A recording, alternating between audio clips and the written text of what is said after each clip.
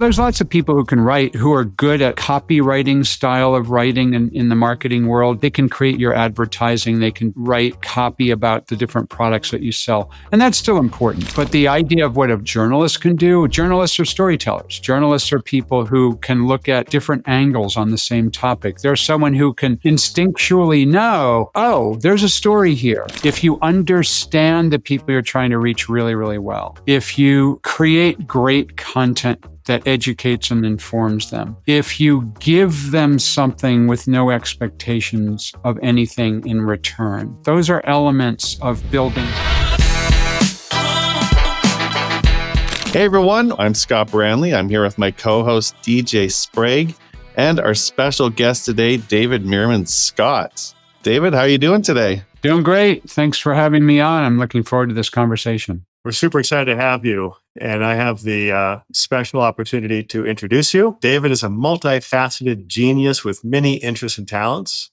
To start with, he is a content strategy guru who's written a handbook on the subject, The New Rules of Marketing and PR, first published in 2007, now in its 14th revised edition in 30 languages. He's also authored 12 books in total, including 4 international bestsellers. He's a global keynote speaker, having addressed 42 countries on all 7 continents, and presented in the Business Mastery Program with Tony Robbins.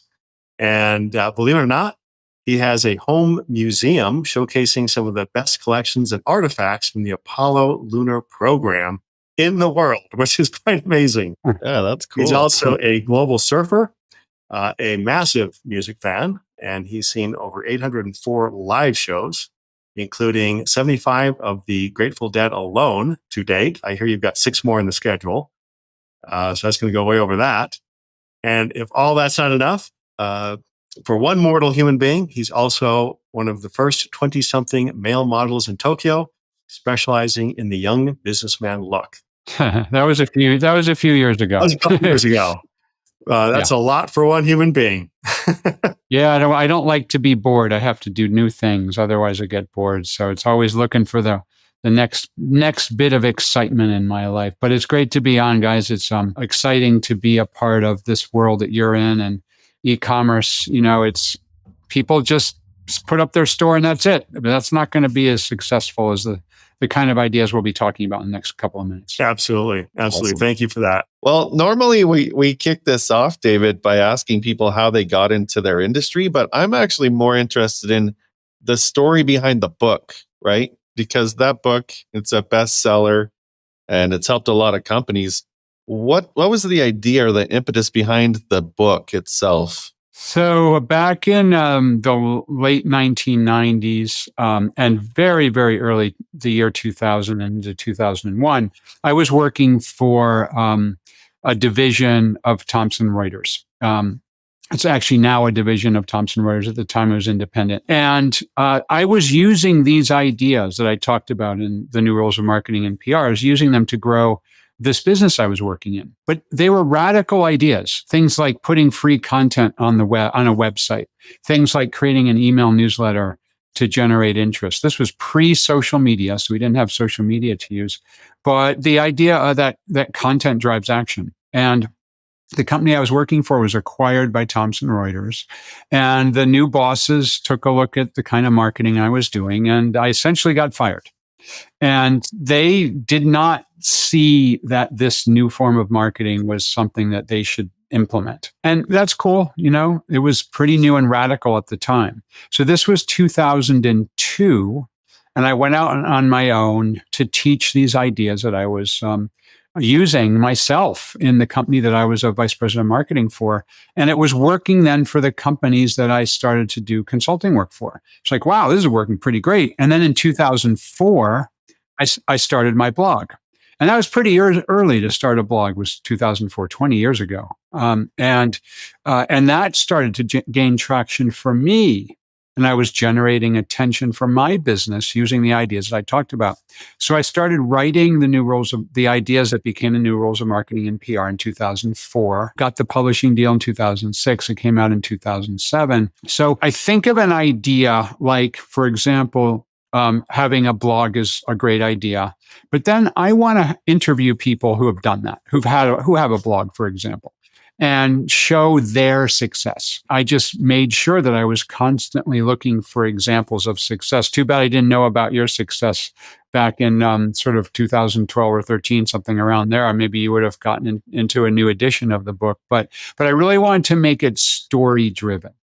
And the first edition came out, as you said, June 2007. And it was an explosion of how quickly it took off. My publisher was super surprised. They had to keep going back to print more copies and more copies and more copies. And eventually, over the various editions, have sold 500,000 copies in 29 different languages. But I think it's the idea that I had a new way of doing marketing. And I wrote it in a way that made it approachable because I was sharing examples of how people were successful. And then once a book about online marketing comes out, as you all know, because if you're watching or listening to this, you're probably doing e-commerce. You know things are constantly changing in the online world.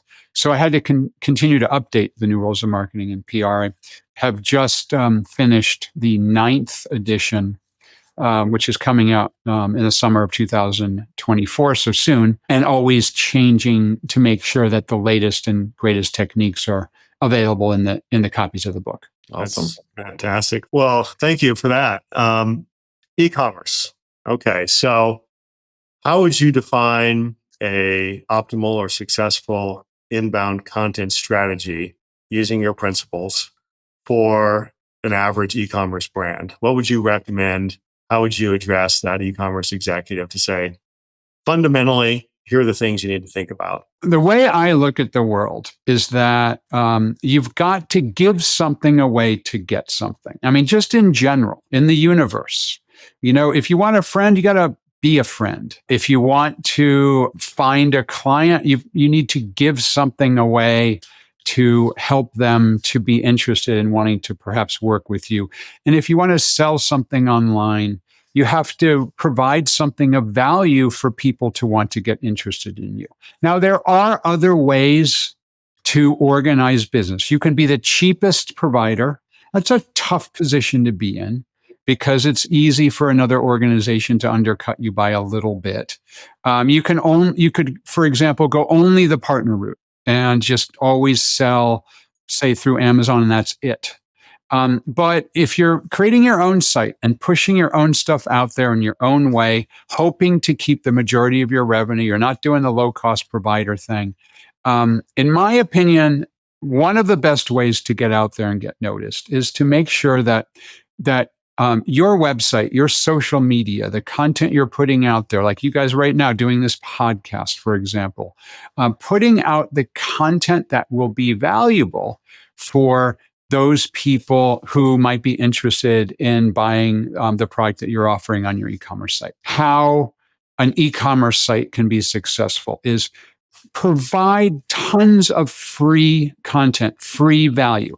Give to the universe without any expectation of anything in return. Don't say, "Oh, I'll give you information about batteries, but you need to give me your email address first." Or, "I'll give you information about batteries as long as you buy something from me first." No, make it totally free. Give the universe something of value. And I'm a believer that when you give the universe something of value, that you will get something back in return. In this case, provide a whole bunch of great details about the product, service, idea, whatever that you sell.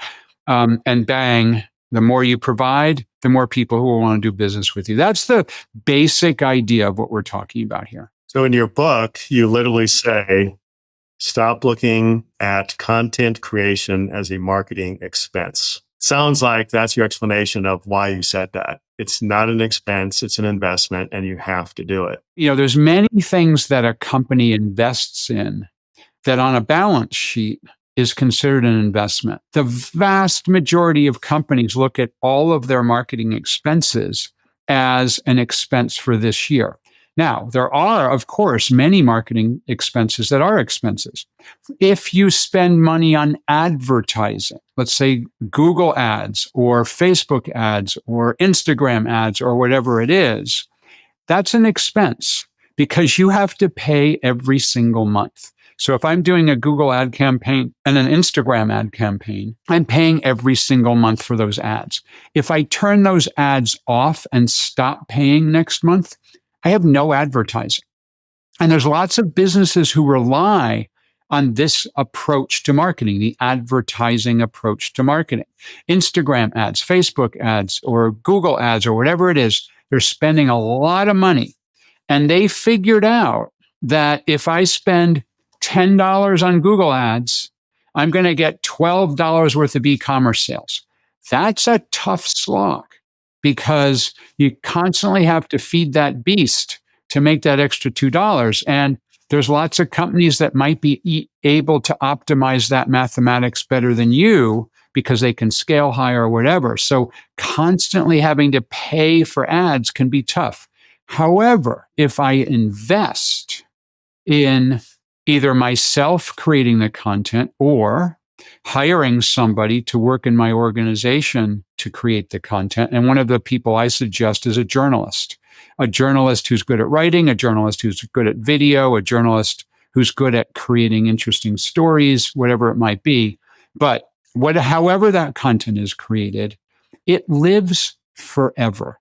If you have a podcast episode like we're recording right now, it lives forever. If you take the text transcript of this podcast episode that we're making right now and turn that into 25 tweets, those tweets live forever. If you take the podcast episode we're creating now and put it out as a companion blog on your e-commerce site, that lives forever.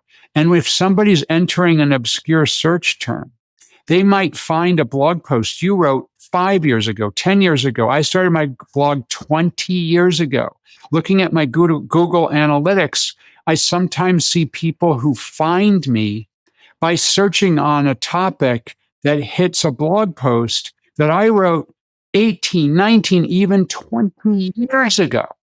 So treating me and my writing ability as an expense is the wrong way to think about it. It's an investment because every time I create something new or every time you create something new, like you're increasing the content that's out there that points back to you and what you're selling. And then you have an opportunity to drive people into your business in that way. And I see so many accountants and CFOs and business owners who only look at marketing as an ongoing monthly expense, which I think is a mistake. Agreed. You've got to plant those seeds and then they harvest later. It's not, oh, we did this today, and if I don't see an ROI in 30 days, it didn't work. Yeah, I wanted to bring up That's right. because you said I would hire a journalist. And I forgot to tell you, but because of your book, I hired a journalist at that company. Wow, nice. Literally. Awesome. You did what we talked about. Literally did it. And she was amazing. She was a newspaper journalist for the local newspaper. And because of her insights and her way of looking at content creation, it was really great content. There's a lot of power in that. So thank you for bringing that up. Yeah. And the difference, of course, is that there's lots of people who can write who are good at sort of the copywriting style of writing in the marketing world. They can create your advertising. They can write copy about the different products that you sell. And that's still important. But the idea of what a journalist can do, journalists are storytellers. Journalists are people who can look at different angles on the same topic. There's someone who can instinctually know, oh, there's a story here. Oh, wow, here's the R&D department. Look at this cool thing they're doing. Or look at this interesting person who's an employee and what they do on their off time. Maybe I should write a story about that. Or, the CEO is giving a speech at this particular event. Maybe I'll go and create a story around some aspect of that event and what the CEO is saying. And a journalist can do that. Marketers aren't as good at doing that. Marketers aren't good at that kind of writing. Or it doesn't have to be written journalism. It could be video-based journalism. There's other ways to create content from the perspective of journalism. But ultimately, what we're talking about here is creating the kind of content that people will be attracted to, that will generate interest, that will get Google search results, in a natural search engine results, and so on. So very, very important to be thinking about in terms of generating your content is how is it created? You still have to have those product descriptions for every one of your products, sure, but that's a different kind of writing. So speaking of products, one of the things you say in your book is when you write, start with your buyers, not your products. So can you explain that a little bit more? I talk a lot about this idea of buyer personas. And a buyer persona is just a distinct group of people that you're targeting based on the fact that you understand who that buyer persona is. So I mentioned earlier, Aaron from Rome Rig. Mm-hmm. So his buyer persona, the person he's trying to reach is somebody like me, someone who's got the disposable income to spend to upgrade their camper van to have the best electrical system. He's not interested in somebody other than a very unique kind of buyer persona. Over my left shoulder here is a grain surfboard. And I bought it via eCommerce. I was reading a surfing magazine, and it talked about wooden surfboards. So I thought, oh, that's really interesting. I'm into sustainability. I said, oh, interesting. Wooden surfboards. That's ticking my buttons. They're beautiful. They're interesting. They're sustainable. They're built using a natural material that I love. I like wood. And so I'm going to check out wooden surfboards. So I typed in wooden surfboards into Google. Bang, grain surfboards pops up. That's cool. I could have bought a surfboard using their e-commerce engine, but I didn't because I found, again, through their content, they were talking about how they build these boards. So they invented the way these boards are built. They're actually a boat building technique. It's got ribs in it. Mm-hmm. And then laid over the top of the ribs is other wood on the bottom. And there's a plug made out of Gore-Tex, which allows air to come in and out, but not water. And so that's important because if this board is sitting on a beach in the sun can cause a differential in both humidity and the heat inside and outside of the surfboard. And if it doesn't have a way to escape, the surfboard could explode. I don't mean explode like a bomb with shrapnel going everywhere, but it could delaminate and all of a sudden it's no good because the water would get in. So they invented that. They invented that technique, boat building technique with a Gore-Tex plug. And so their website was this great content on how this surfboard is built. They didn't keep it as a trade secret. Many companies would say, oh, we're not going to tell you how we do it. But they said, hey, here you go. You want the plans? We'll sell you the plans for $100 to make it yourself. But then what got me interested in is they had make your own surfboard at our factory. Ooh, that's interesting. So I signed up via e-commerce literally the very first time I hit their website for their 4-day build your own surfboard class. I actually ended up building 2. So I was a buyer persona, someone who is really interested in, well, first of all, surfing, and also who's interested in sustainability, who likes the idea of a wooden surfboard, and furthermore, someone who thinks it's cool to actually use their own hands to build a surfboard. Not very many people in that universe. Maybe there's a few thousand or maybe 10,000 people.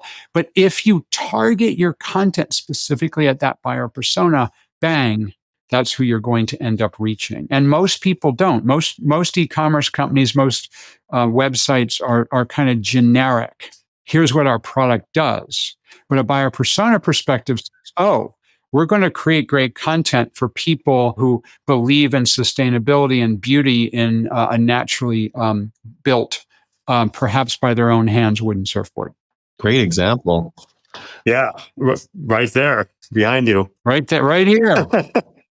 Could you And explain? that wasn't scripted, by the way. That was just part of the conversation. No, I mean, I have the surfboard behind me all the time just because I think it's beautiful. It's better than just a plain wall. I've seen that You got to behind you. take pride in what you make, right? Exactly right. I want to go back to the journalism versus marketer content for a minute, because I think that's a really interesting topic. As a marketer, I want to write sales copy, right? Like that's that's my go-to, and it's hard to get out of that box. So when we talk about content online, you can buy cheap content. You can go get writers that can write an article for $10. AI is becoming popular. Writing AI content can be. So can you give us some ideas of like what kind of content do we really need to write to be successful online versus just buying cheap content or AI? There is so much horrible content out there because ChatGPT and other AI engines, you can push the button and it cranks crap out for you. And it's getting better, but it's still, the way these large language model AI engines work is they're simply predicting the next word in a word string. So if you were to say to it, write me an article about electrical systems and camper vans, it would go in and take a look at everything that's ever been written about this topic and create a super generic, super boring, super predictable article. Unfortunately, that's what many, many, many companies are using. That's what some e-commerce companies are doing. That's what a lot of people and organizations are doing to create content.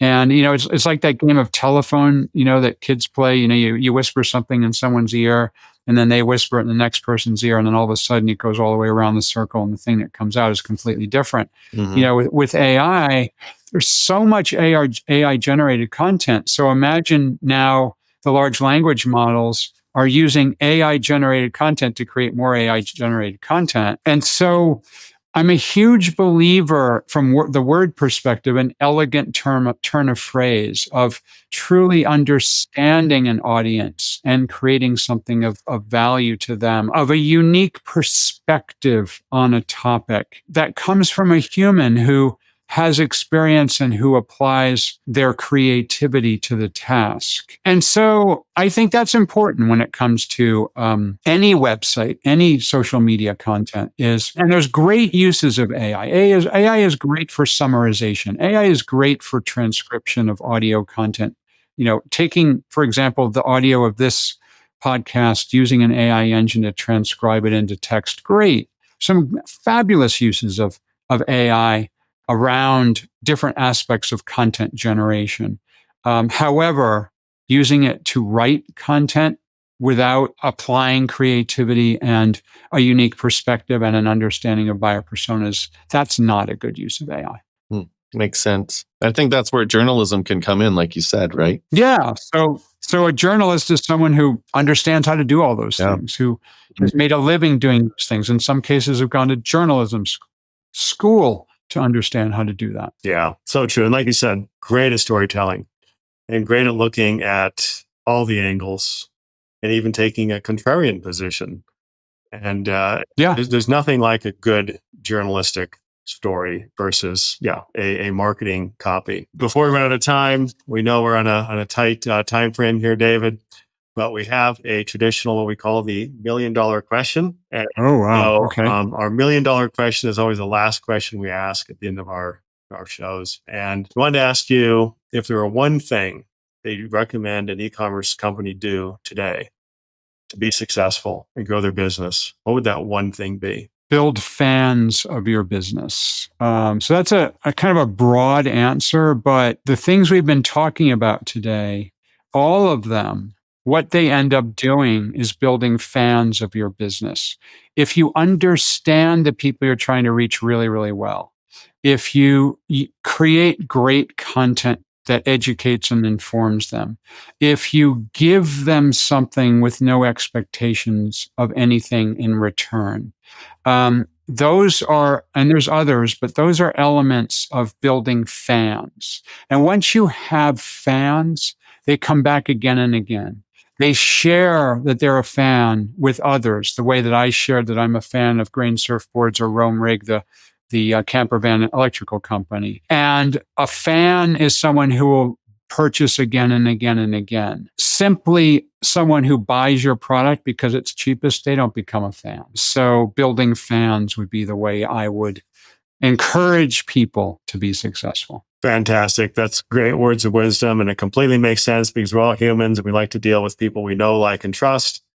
And creating fans, and especially raving fans in a community, in a culture, in a tribe, really makes sense because that's what people want to relate to. So we wanted to thank you for joining us. I wanted to thank our special guest, David Meerman Scott, for sharing his vast knowledge and insights with us, decades and decades of experience.